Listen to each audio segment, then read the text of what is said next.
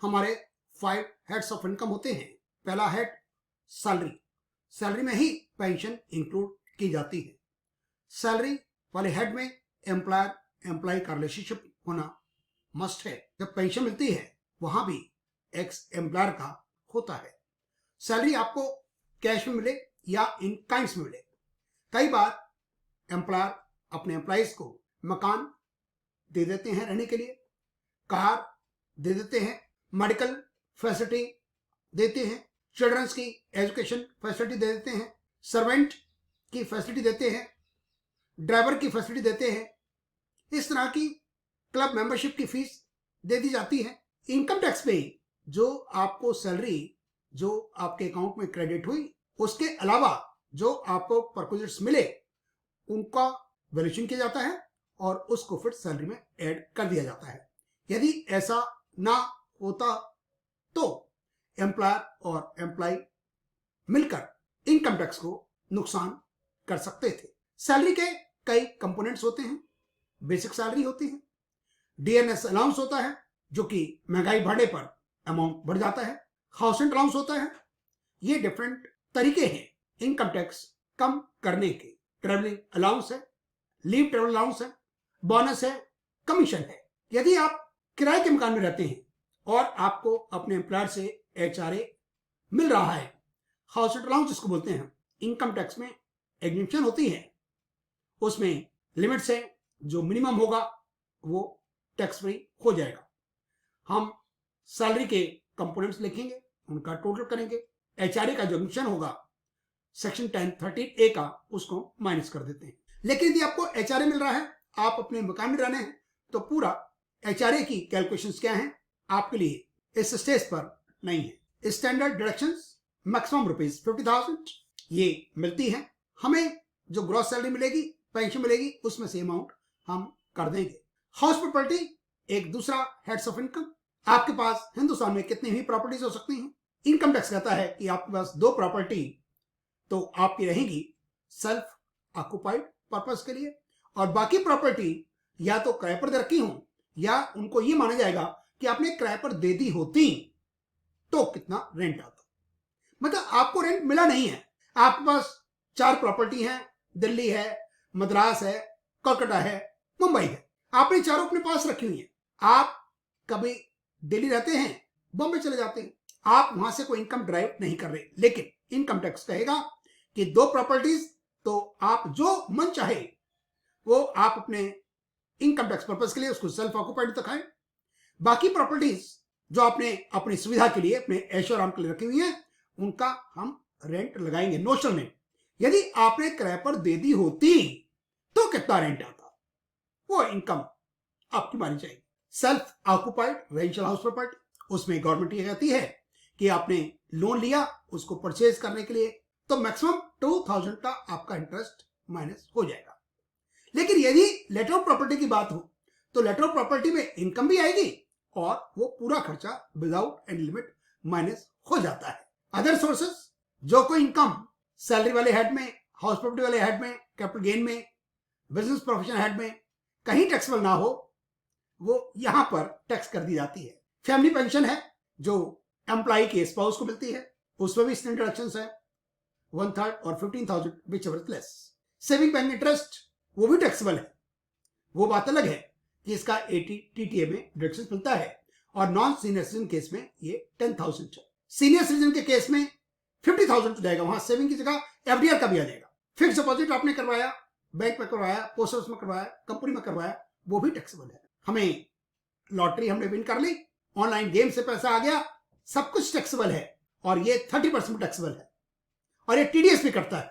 TDS का मतलब होता है आपको जो पैसा देगा वो पहले टैक्स काट लेगा। सीनियर सिटीजन सेविंग स्कीम है, पोस्ट ऑफिस की मंथली इनकम स्कीम है, नेशनल सेविंग सर्टिफिकेट है, ये हम लेते हैं। इस पर जो इंटरेस्ट आएगा वो भी टैक्सेबल होता है और वो होता है अदर सोर्सेस में। जो शेयर्स पर डिविडेंड आता है वो भी टैक्सेबल है।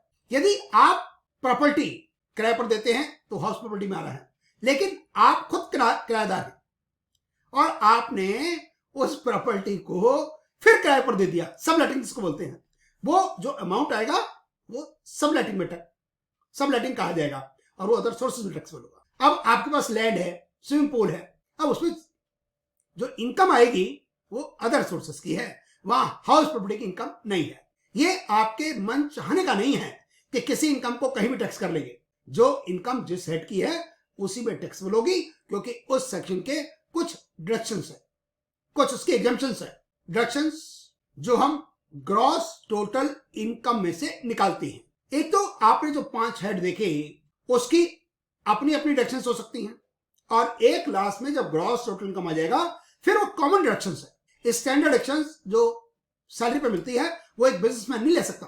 स्टैंडर्ड डिडक्शंस आपको इनकम फ्रॉम लॉटरी मिल गई तो उसमें से माइनस नहीं करेंगे आप। हाउस प्रॉपर्टी की जो इनकम है उसमें से स्टैंडर्ड डिडक्शंस फैमिली वाली वो माइनस नहीं हो सकती। हर हेड के अपने कानून कायदे हैं, ये आपकी अपनी चॉइस नहीं है। और ये डिडक्शंस हैं 80, जिसको बोलते हैं चैप्टर 6A। सेक्शन 80C बहुत कॉमन है। Permanent fund, public provident fund, national saving schemes है, NSS है, NSC है, 5 इयर्स का टैक्सेबल बैंक की FDR कराते हैं टैक्स बचाने के लिए, जिसमें 5 साल का लॉकिंग पीरियड होता है। ट्यूशन फीस बच्चों की, but subject to maximum of 2 children. बच्चे आप कितने ही हो, आपके घर में गवर्नमेंट को रेस्ट्रिक्शन नहीं कर रही, लेकिन ट्यूशन फीस सिर्फ 2 बच्चों की अलाउड है। ट्यूशन फीस है ये, इसमें कैपिटलेशन फीस नहीं होगी, इसमें ट्रांसपोर्ट फीस नहीं होगी, इसमें कंप्यूटर फीस नहीं होगी। रिपेमेंट ऑफ लोन, आपने लोन ले लिया, इंटरेस्ट का डिडक्शन तो आपको हाउस प्रॉपर्टी में आ गया, लेकिन जो प्रिंसिपल अमाउंट का पेमेंट करेंगे वो यहां पर आएगा 80C। आपने LIC प्रीमियम ले लिया अपने लिए, अपने स्पाउस के लिए और अपने बच्चों के लिए। अच्छा, बच्चे मैरिड हो, अनमैरिड हो, लड़का हो, लड़की हो, कमाऊ हो, ना कमाऊ हो, वो आपको तंग करता हो, आपके साथ रहता हो, कोई फर्क नहीं पड़ता। LIC प्रीमियम आप अपना, अपने स्पाउस का और अपने चिल्ड्रन का ले सकते हैं।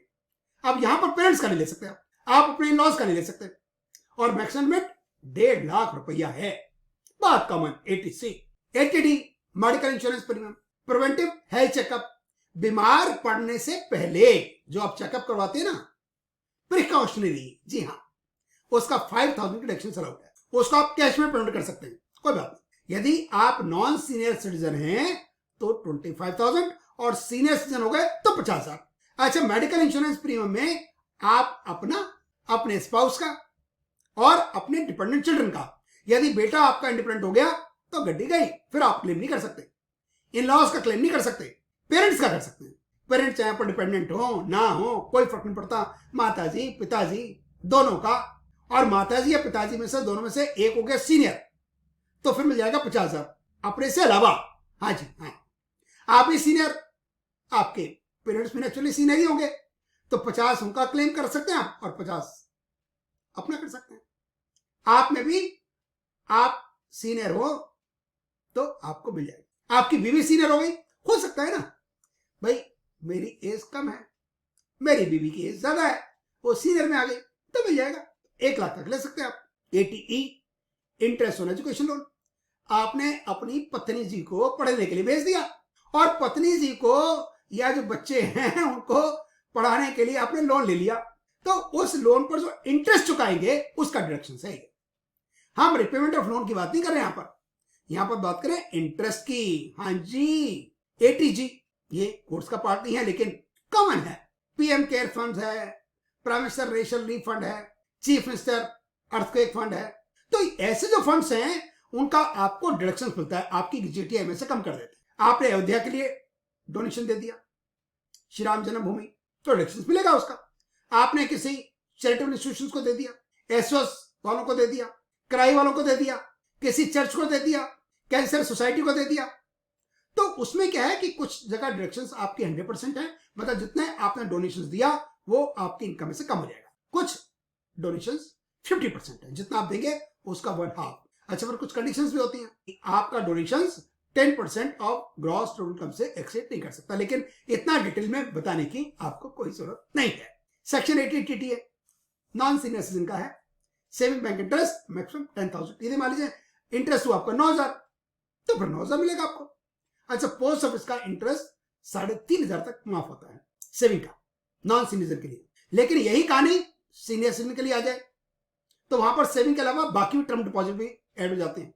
लेकिन जो पब्लिक कंपनी में जो आपने FDR कराई उसका इंटरेस्ट नहीं आएगा उसमें। उसमें इनकम टैक्स रिफंड क्या है कि कई बार गवर्नमेंट आपको रिफंड दे रही है क्योंकि आपकी टैक्स लायबिलिटी थी कम और आपने अमाउंट दे दिया ज्यादा। अब गवर्नमेंट आपको 6% पर एनम के हिसाब से इंटरेस्ट देती है, 0.5% पर मंथ। लेती 1% है, देती आपको 0.5%। लेकिन जो इंटरेस्ट आपको मिला वो टैक्सेबल तो है ही, लेकिन आपको डिडक्शन 80 TB की नहीं मिलेगी। और यहां पर जो अमाउंट है वो आपका 50,000। और फिर बात आती है हमारे टैक्स कंप्यूट करने की।